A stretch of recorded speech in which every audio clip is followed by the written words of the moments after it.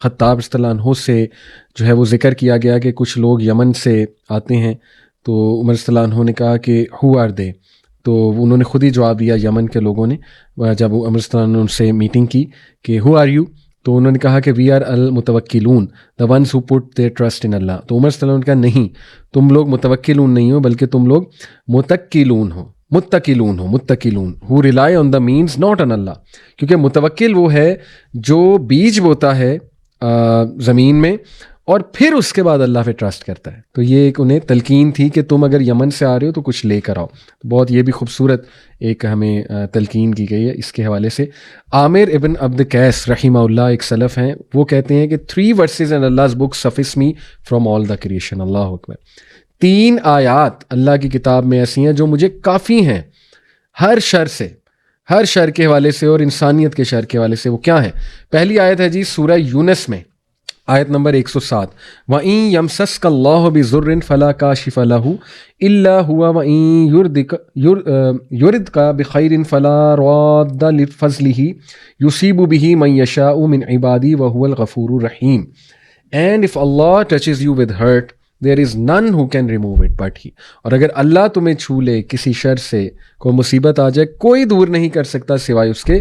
But if He intends any good for you، اگر اللہ وہ تم سے کوئی خیر چاہے گا، کوئی نہیں جو اس کی فیور کو ریپیل کر سکے یا اس چیز کو روک سکے جو تم تک پہنچنی ہے سوائے اس کے. اور وہ جس کو چاہتا ہے جو دیتا ہے، جس کو چاہتا ہے اپنے بندوں میں سے فضل دیتا ہے، بے شک وہ بہت زیادہ غفور اور رحیم ہے. یہ کہتے ہیں وہ پہلی آیت ہے جو مجھے کافی ہو جاتی ہے. دوسری آیت وہ کہتے ہیں جو مجھے کافی ہو جاتی ہے، وہ سورہ ہود کی ہے، آیت نمبر 6، وَمَا مِن دَابَّةٍ فِي الْأَرْضِ إِلَّا عَلَى اللَّهِ رِزْقُهَا وَيَعْلَمُ مُسْتَقَرَّهَا وَمُسْتَوْدَعَهَا كُلَّ فِي كِتَابٍ مُبِينٍ. And no moving living creature is there on earth, but its provision is due from Allah, and He knows its dwelling place and its deposit. All is in a clear book. اللہ اکبر.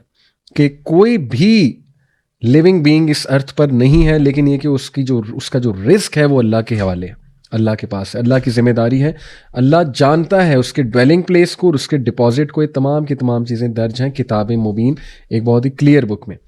یہ آیت انہیں کافی ہو جاتی ہے. دیکھیں اسلاف اس طرح اپنا ایمان اور توکل بلڈ کرتے تھے، آیات سے اسٹرینتھ لیتے تھے. تو ہم گانوں سے لیتے ہیں، ٹھیک ہے، ہم میں یہی تو فرق ہے.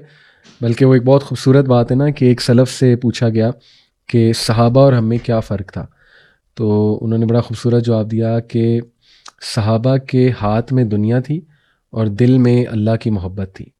تمہارے جو ہے نا وہ نہ ہاتھ میں دنیا ہے، نہیں بلکہ یہ کیا ہے، ہاں بلکہ کسی نے ایک سلف سے پوچھا نا کہ صحابہ اور ہم میں کیا فرق تھا، تو انہوں نے جواب دیا کہ صحابہ کے دل میں اللہ کی محبت تھی اور ہاتھ میں دنیا تھی. تمہارا مسئلہ یہ کہ تمہارے دل میں دنیا ہے اور ہاتھ میں کچھ بھی نہیں، یعنی پھر بھی کچھ نہیں آتا.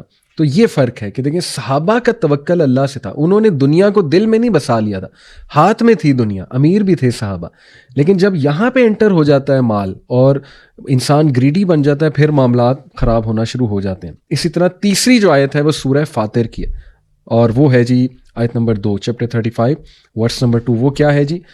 اور یہ فرما رہے ہیں، میں نے آپ کو شروع میں بتایا تھا، عامر ابن عبد قیس رحمہ اللہ کہ 3 آیات قرآن کی مجھے کافی ہو گئیں. تو تیسری ہے جی کہ ما یفتح اللہ للناس من رحمت فلا ممسک لها وما یمسک فلا مرسل له من بعدہ وهو العزیز الحکیم.